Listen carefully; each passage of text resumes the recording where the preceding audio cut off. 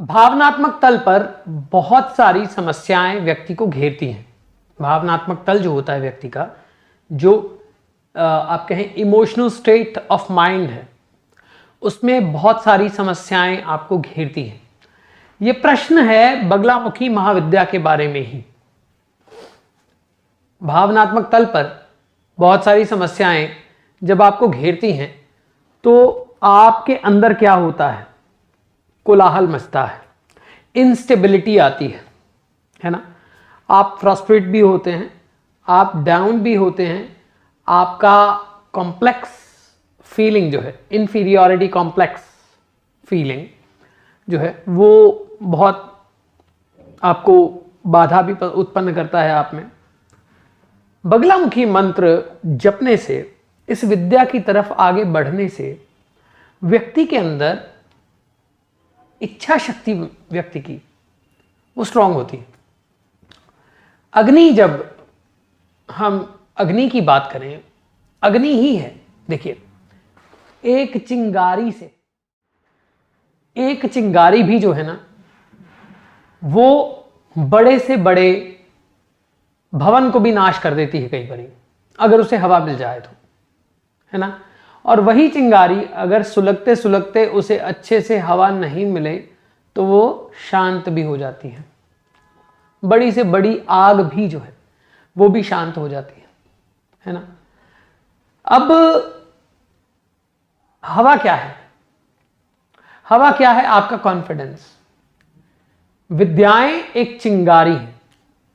विद्याएं आपके अंदर वो स्थिति उत्पन्न करती हैं, स्पेशली बगलामुखी महाविद्या वो स्थिति उत्पन्न करती है कि आपके अंदर वह कॉम्प्लेक्स, इंफीरियरिटी कॉम्प्लेक्स खत्म होते होते आपको एक नया आयाम, नया विजन, उसको पाने की इच्छा, उसको पाने की ऊर्जा, उसको पाने के लिए जो आपको जो जो जरूरी है उसके लिए वो कॉन्शियसनेस, भावनात्मक तल की बाधाओं को नाश करना है।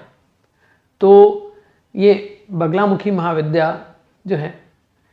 अच्छा, एक और बात पूछी गई, वो उसके बारे में मैं अलग से वीडियो बनाऊंगा कि कुछ ग्रंथों में और कुछ जगह पे इनको कलह प्रिया कहा गया है, इन्हीं को अभियोग कर्ता भी कहा गया है। अभियोग क्या होता है वो भी हम बात करेंगे। तो सबसे पहली चीज ये है कि आप जिस विद्या की ओर जा रहे हैं, आप किस स्वरूप की ओर जा रहे हैं, ठीक? आप खुद के माइंड में वह ऊर्जा क्या ला रहे हैं। अब कलह प्रिया का अर्थ हम ये भी कह सकते हैं कि वही ऊर्जा आपके आंतरिक कलह में विजय आपको देती है। उसी आंतरिक कलह में जो आपके अंदर देवासुर संग्राम प्रतिपल चलता है, बुराई और अच्छाई का प्रतिपल जो खेल चलता रहता है, और आप अच्छा विचार लेके उस महाविद्या की ओर जाते हैं, तो वह डेफिनेटली आपके अंदर के उन आसुरी प्रवृत्तियों को भी नाश करती है, ठीक है। और आपके अंदर तभी तो चेंजेस आएंगे ना। आप देखिए, मंत्र, महाविद्या और तंत्र, ये सब अपनी अपनी ऊर्जा लिए हुए हैं और इन सबका अपना अपना कार्य है।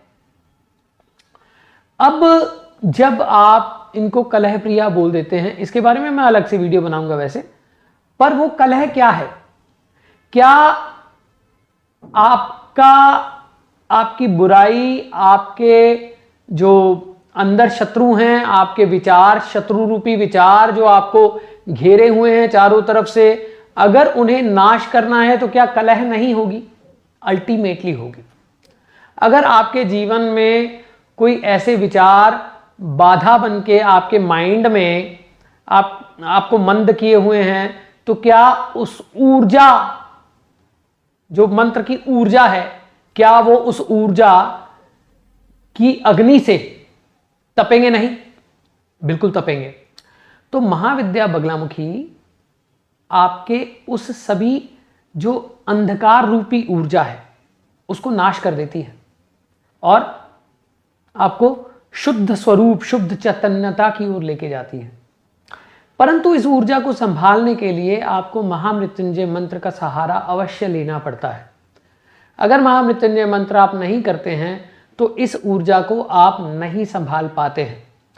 इसमें हरिद्रा गणेश इनकी भी पूजा होती है, काल भैरव की भी पूजा होती है, मृत्युंजय भैरव की भी पूजा होती है। वो कर्मकांड की बात है, उसके बारे में अलग से बात कर सकते हैं हम। कोई प्रश्न आता है तो हम जरूर बात करेंगे। हरिद्रा गणेश के बारे में भी हम बात करेंगे। तो शिव की उपासना, इनकी महाविद्या की ओर जाने के लिए मृत्युंजय की उपासना बहुत जरूरी है। अगर आप नहीं करते हैं तो आप उस अग्नि के तमस में कहीं ना कहीं आ जाते हैं और फिर आपके इमोशनल तल पर आपको फ्रस्ट्रेशंस बहुत आती हैं। तो ये एक्चुअली बगलामुखी महाविद्या के बारे में ये भी प्रश्न था, तो इसी वीडियो के बीच में मैंने इसको बोल दिया है कि भैया अगर आपको इस महाविद्या की ओर जाना है तो महामृत्युंजय मंत्र पहले कीजिए। अगर आप नहीं कर सकते हैं तो पंचाक्षरी कीजिए, शिव पंचाक्षरी कीजिए, ठीक। और जो भी आप कर सकते हैं इस महाविद्याओं को की ओर जाने में। अब किसी ने ये पूछा था कि इसमें पीला ही क्यों यूज होता है। पीला कलर, ये कलर थेरेपी भी आपके अंदर अग्नि क्रिएट होती है येलो से, तभी तो इनका यज्ञ मुख्य माना गया है, क्योंकि अग्नि ही है ना। तो इसलिए इस महाविद्या के बारे में हम और भी बातें करते रहेंगे। आप जुड़े रहिए और आपके कोई भी प्रश्न है आप जरूर पूछें।